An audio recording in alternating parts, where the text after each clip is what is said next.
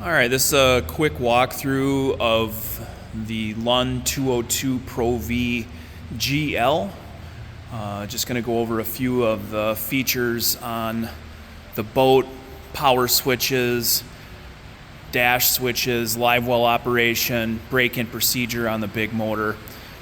Just hopefully can make it pretty easy for you. So 2025 202 Pro V GL with a 300 Verado 4-stroke.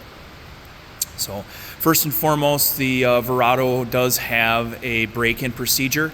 The break-in procedure on the Verado is fairly simple. It is located in the manual, so you can read it directly before you use the boat the first time.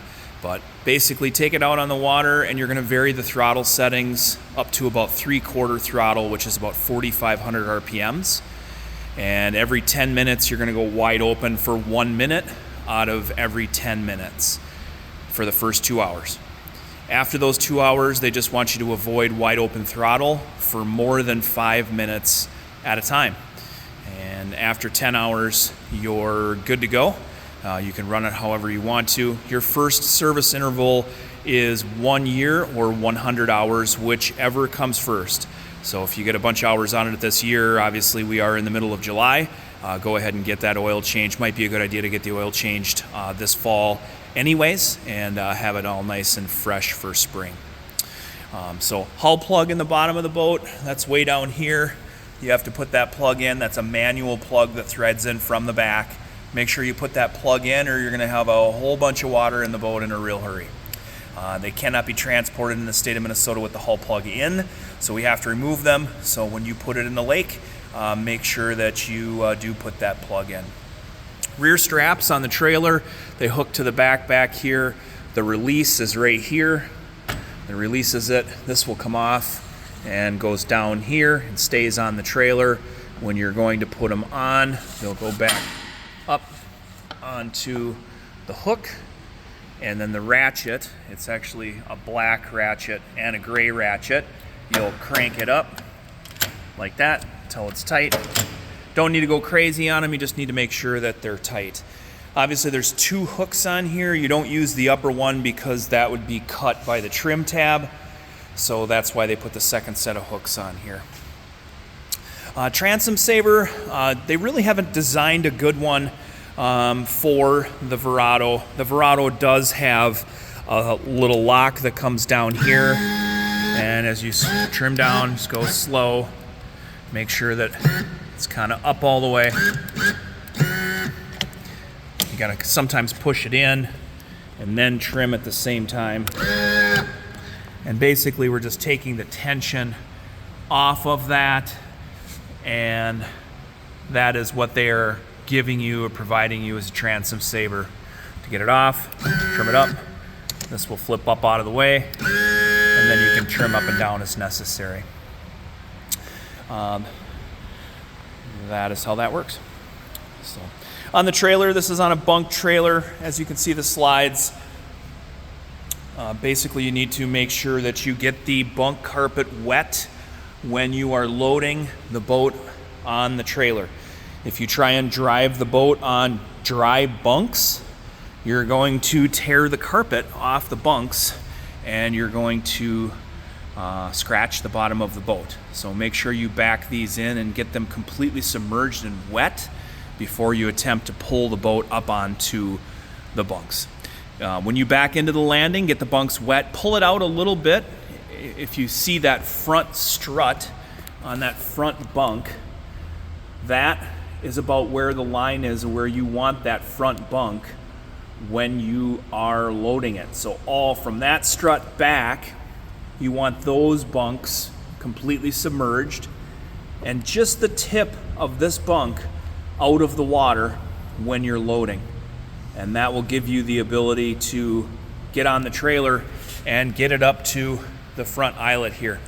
Make sure that we're tight up against the eyelet before we tow, because this one will bounce and have a very poor ride if you are not all the way tight onto that roller when you're towing down the road. Swing tongue on the trailer, trailer brakes on the trailer as well. So this is a little keyway. This is an emergency lockout here. We use this and tape it to the trailer here for our around the lot use, so we don't always have to hook this to the tractor. This is a lockout, so if this is in place, your brakes do not work. This is not electric brakes, it's surge. So when you're towing down the highway, you need to make sure that you remove this key out of the trailer so that it will it will brake. So as this clips down, little different receiver, this will clip down here and pop in, and then your pin goes through to lock it on so it cannot come off of the ball.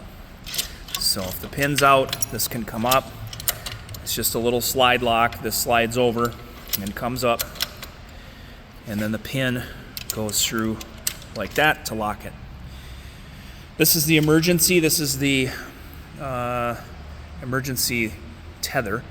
This hooks to the truck, and if the brakes and everything fail, this would be your last resort. This will yank the brakes on the trailer and slow it down. Don't leave that hook to the truck and drive away. That is a very expensive opportunity. It's about $1,000 to repair this. If this gets yanked out, it's just an emergency tow feature. So make sure that you don't leave that connected. And obviously you have your your chains there. Hook those up and always cross them.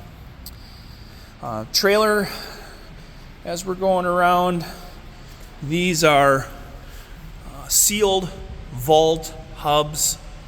That hub is sealed for a reason. We don't service them. Every 5 years, bring that to a dealer and have them serviced.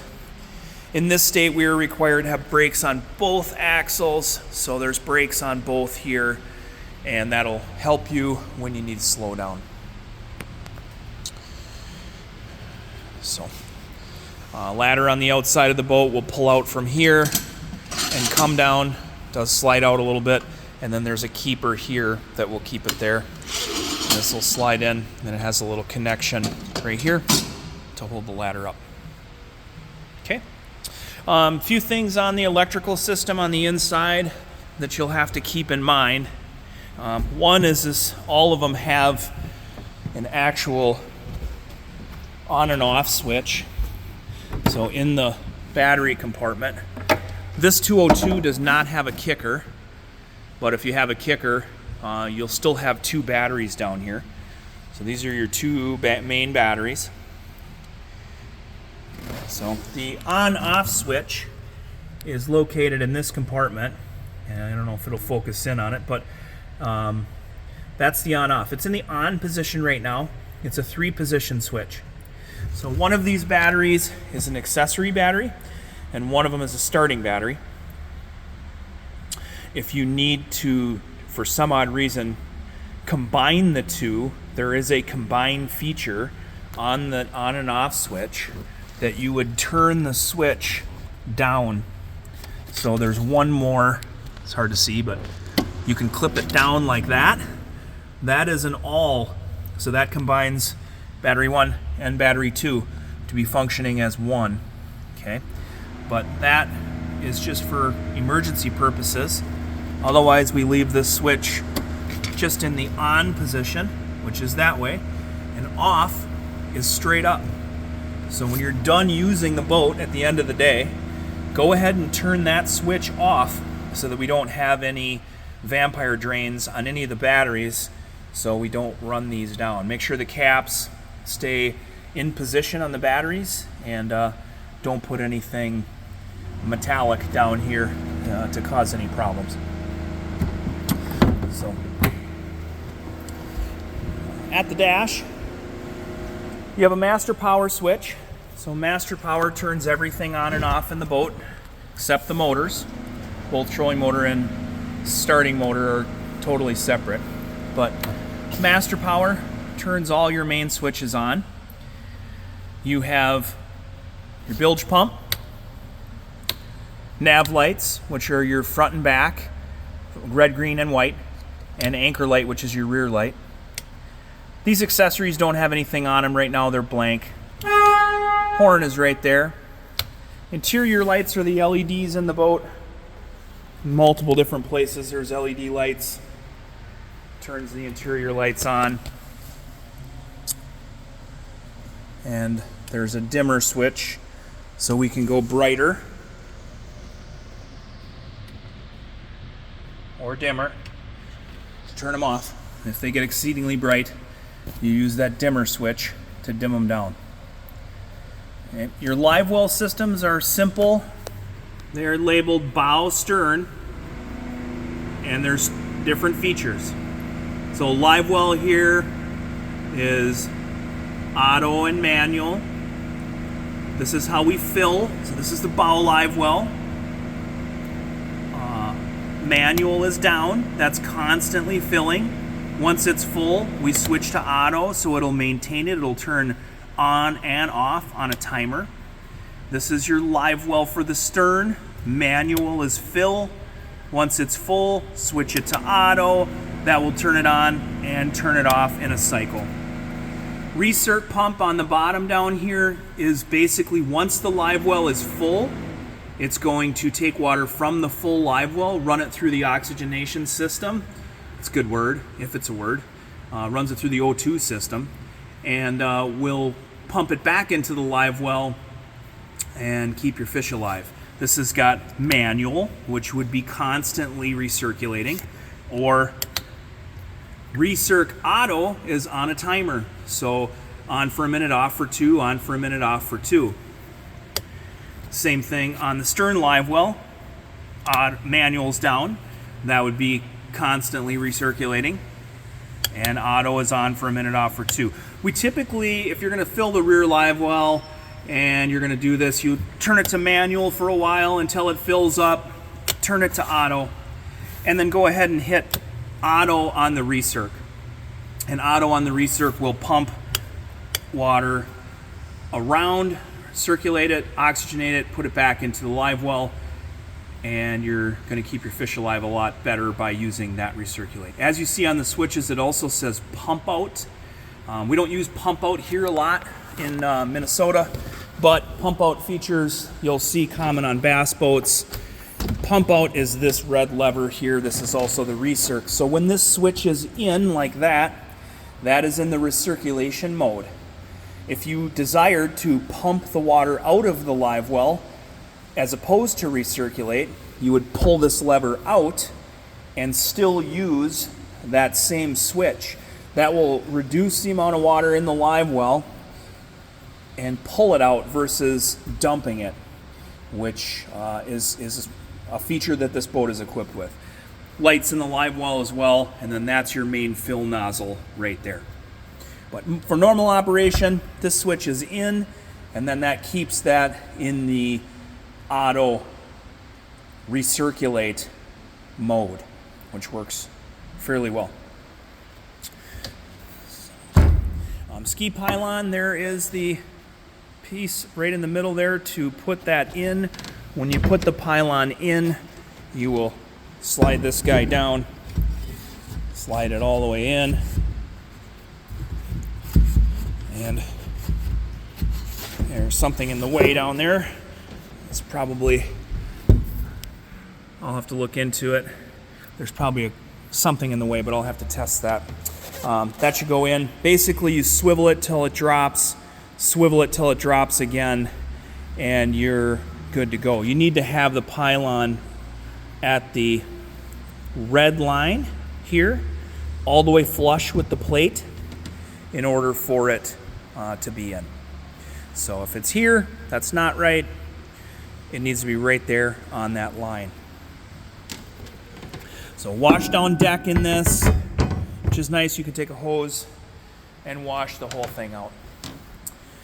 Stereo here, as we are using the stereo, tilt steering on the steering wheel as well, but as we're using the stereo, power button is the service button. This will have AM, FM, Bluetooth for your phone. If you want to pair your phone to the stereo, hold the menu button down. Not push it once, just hold it down. That's going to bring it to your main screen here. Go down to Bluetooth pairing, enable, and then search your Bluetooth on your device to find the Rockford PMX2 stereo, Rockford Fosgate, and it'll come in there and you'll be able to pair to it and keep your phone connected. And we'll turn this off for now. So this is equipped with a couple different features here.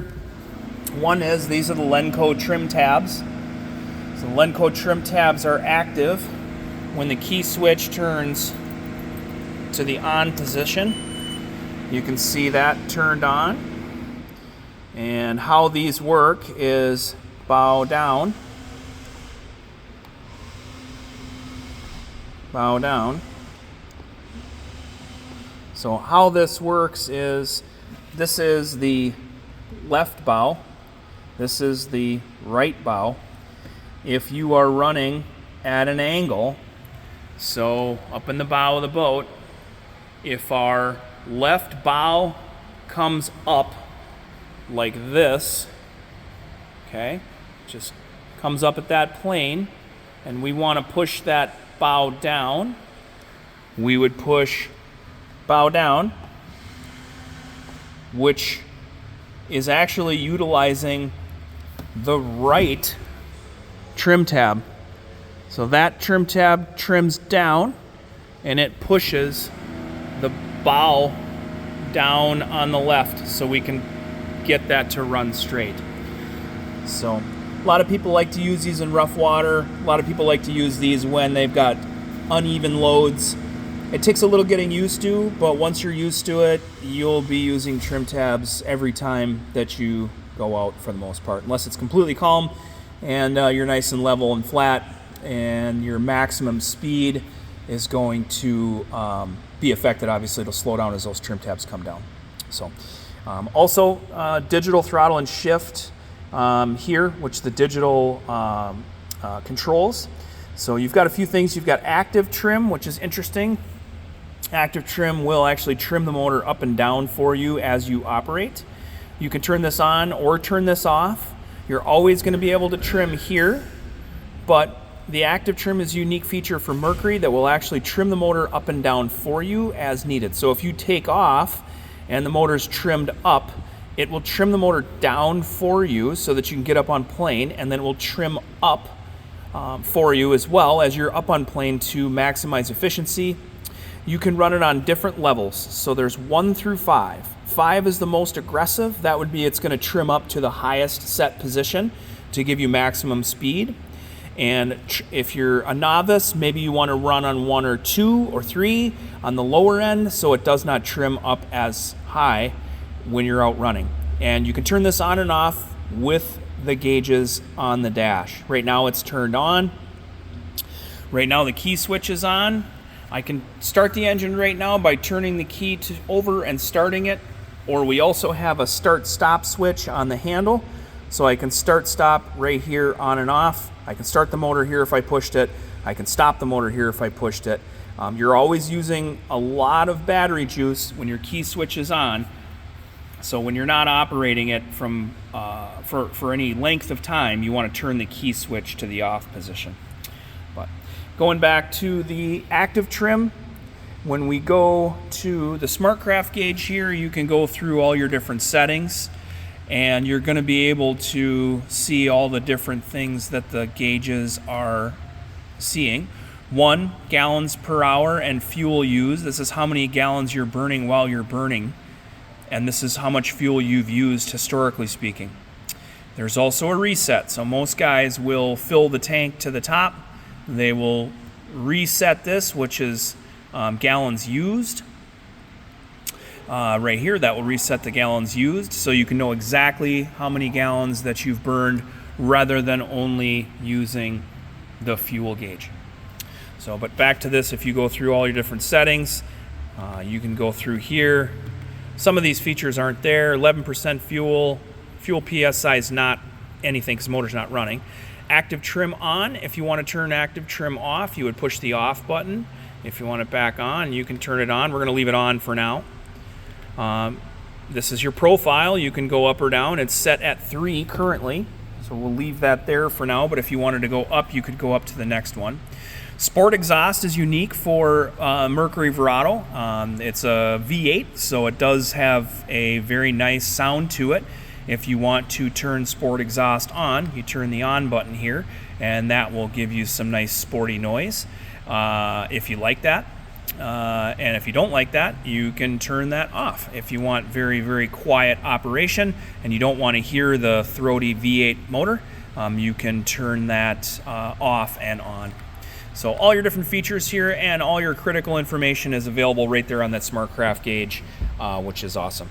One thing in particular that a lot of people get confused on that I want to always cover with everybody is when you turn this off, the trim tabs turn off, which is great.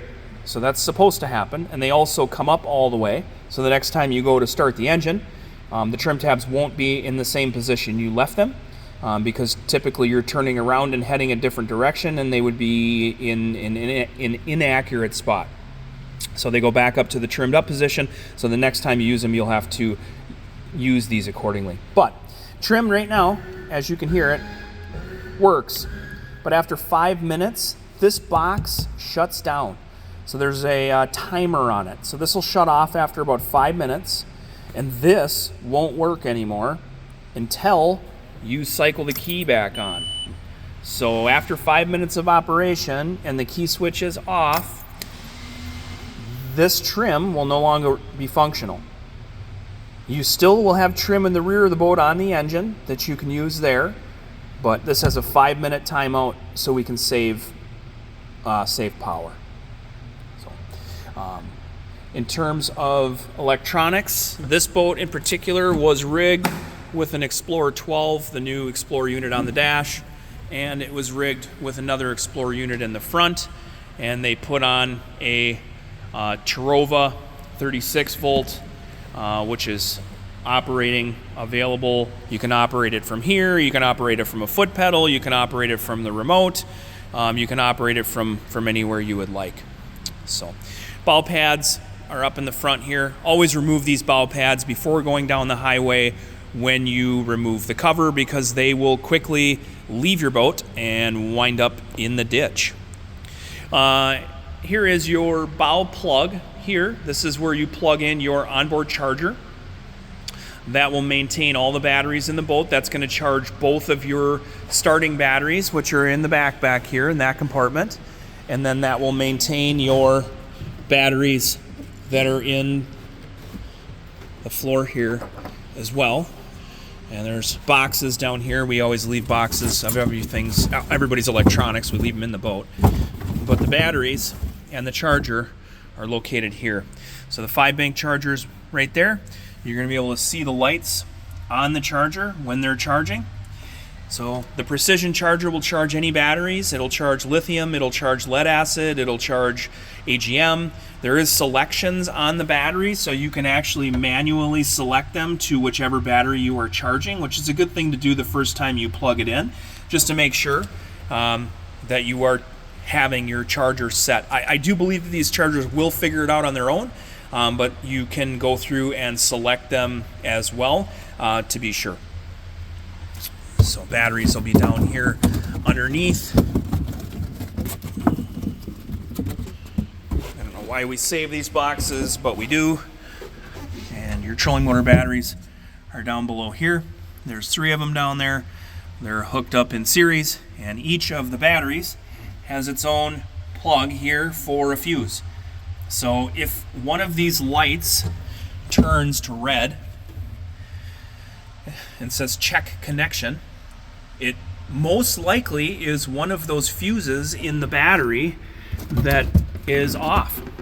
So one of the fuses will be blown and it will not be charging when it needs to be.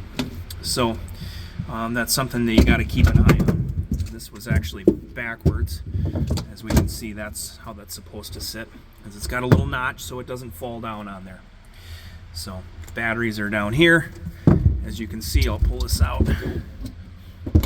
So there's all the batteries with caps, and you have all of your fuses. So check the individual lines, and you can see each one of these banks has a number. This is number 3. This is hard to see, but there's a tag on there. There it is, number 2. So you can go through and figure out which bank and which one's not charging, and you can replace those fuses so that it charges. So put this guy back in, slides forward, locks in. So that's how that works. Just so you were aware, once this is blinking green, little lights in here. Once it's blinking green, it means they're fully charged. When they're solid green, it means they're really fully charged. So you definitely can use the battery if they're blinking green. That does mean full charge. They will continue kind of a slight, what I would call like a massage charge.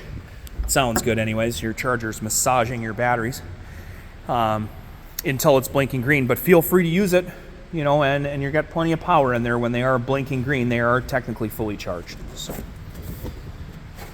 those are kind of the main features that we have here on our 202 GL. Your trolling motor obviously hooked up in the front here and hooked up to your depth finders. You do have a trim switch up here for the big motor and a power outlet here as well. Little places for your pliers, straps for your rods if you have some rods that you want to put up here as well. So fairly simple. There is some additional storage behind the seat backs, which is kind of cool as well. And there are some more rod holders with tubes, which is right here, that are set in there as well. So, but that's kind of the walkthrough on a 202. Hope you enjoyed the video and enjoy your new boat.